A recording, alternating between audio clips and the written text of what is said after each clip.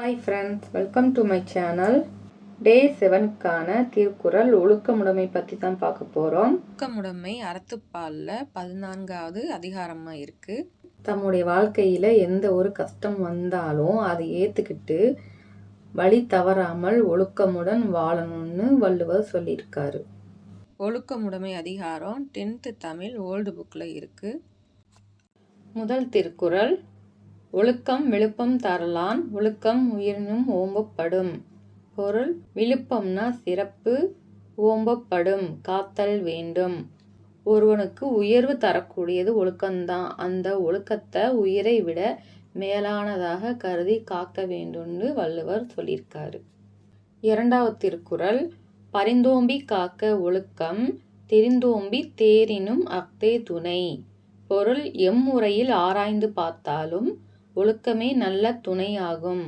ஒழுக்கத்தை காப்பது கடினமானாலும் எப்பாடுபட்டாவது அதனை விரும்பி காத்தல் வேண்டும். பரிந்தோம்பி காக்க ஒழுக்கம், பரிந்துனா விரும்பி, தேரினும்னா ஆராய்ந்து பார்த்தாலும். எந்த வழியில் ஆராய்ந்து பார்த்தாலும் வாழ்க்கையில் ஒழுக்கமே சிறந்த துணையாகும் என்பதால் எந்த துன்பம் வந்தாலும் அந்த துன்பத்தை ஏற்று அந்த ஒழுக்கத்தை காக்க வேண்டும்னு வள்ளுவர் சொல்லியிருக்காரு. மூன்றாவது திருக்குறள், ஒழுக்கமுடைமை குடிமை இழுக்கம், இழிந்த பிறப்பாய் விடும். பொருள், ஒழுக்கம் உள்ளவரை உயர்குடியினர், அவ்வொழுக்கம் இல்லாதவர் இழிக்குடியினர். குடிமைனா உயர்குடி, இழுக்கம் ஒழுக்கம் இல்லாதவர். ஒழுக்கம் உடையவராக வாழ்வதுதான் உயர்ந்த குடிப்பிறப்பிற்கு, குடும்ப பெருமைக்கு எடுத்துக்காட்டாகும். அத்தகைய ஒழுக்கம் இல்லாம போனா இழிந்த குடும்பத்தில் பிறந்தவர்களாக கருதப்படுவர் என வள்ளுவர் சொல்லியிருக்காரு. நான்காவது திருக்குறள், மரப்பினு மோத்து கொளலாகும், பார்ப்பான் பிறப்பொழுங்க குன்ற கெடும். பொருள், ஒருவன் தான் கற்ற கல்வியை மறந்தாலும் அதனை மீண்டும் கற்றுக்கொள்ள இயலும். ஆனால் ஒழுக்கம் குறைந்தால் அவனுடைய குடிப்பிறப்பின் சிறப்பு அழிந்து போகும். ஒருவன் தான் கற்றுக்கிட்ட கல்வியை மறந்தாலும் அதனை மீண்டும் கற்றுக்கொள்ள இயலும். ஆனால் ஒழுக்கம் தவறினால் அவனுடைய குடிப்பிறப்பின் சிறப்பே அழிந்துடும்னு வள்ளுவர் சொல்றாரு. ஐந்தாவது திருக்குறள், அழுக்காருடையான்கண் ஆக்கம் போன்றில்லை, ஒழுக்கம் இலான்கண் உயர்வு. பொறாமை உடையவனிடம் செல்வம் நிலைக்காது, அதுபோல ஒழுக்கம் இல்லாதவனிடம் உயர்வு இருக்காது. அழுக்காருனா பொறாமை, ஆக்கம்னா செல்வம். ஆறாவது திருக்குறள், ஒழுக்கத்தின் ஒல்கார் உறவோர், இழுக்கத்தின் ஏதம் படுபாக்கறிந்து. ஒழுக்கம் தவறுவதால் ஏற்படும் குற்றங்களை நன்குணர்ந்த மன வலிமை மிக்கோர் அவ்வொழுக்க நெறியிலிருந்து சிறிதும் விலகமாட்டார். ஒல்கார்னா விலகமாட்டார், உறவோர் மன வலிமையுடையோர், ஏதம் குற்றம். ஒழுக்கம் தவறுவதால ஏற்படும் குற்றங்களை நன்கு அறிஞ்சவங்க தான் மன வலிமை மிக்கவங்கன்னு சொல்றாங்க. அவங்க ஒழுக்க நெறியிலிருந்து எப்பவுமே மாற மாட்டாங்கன்னு வள்ளுவர் சொல்றாரு. ஏழாவது திருக்குறள், ஒழுக்கத்தின் எய்துவர் மேன்மை, இழுக்கத்தின் எய்துவர் எய்தாப்பழி.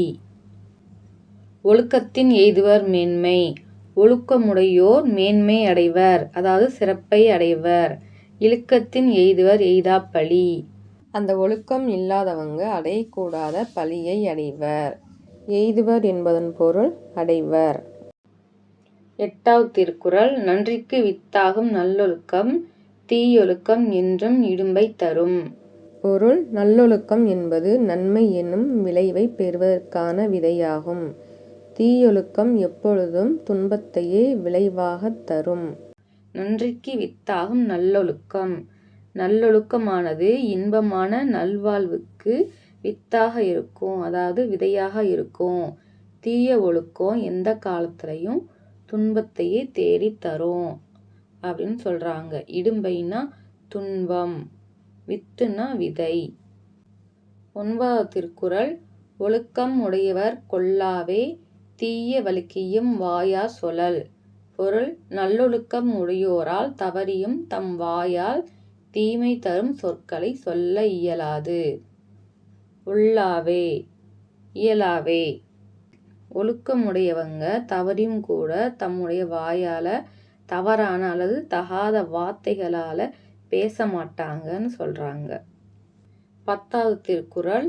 ஒழுக்கத்தோடொட்ட ஒழுகல் பல கற்றும் கல்லார் அறிவிலாதார். பொருள். உயர்ந்தாரோடு பொருந்த வாழும் கல்வியை கல்லாதவர் எவ்வளவுதான் கற்றிருந்தாலும் அறிவில்லாதவரே ஆவார். உலகம்னா உயர்ந்தோர், ஒட்டன்னா பொருந்த, ஒழுகல் நடத்தல் வாழ்தல். ஒழுக்கம் இல்லாதவங்க இந்த உலகத்தில் எவ்வளவுதான் கல்வியை கற்றுக்கிட்டாலும் அவங்க அறிவில்லாதவங்க தான் அப்படின்னு வள்ளுவர் சொல்லியிருக்காரு. தேங்க்ஸ் ஃபார் வாட்சிங்.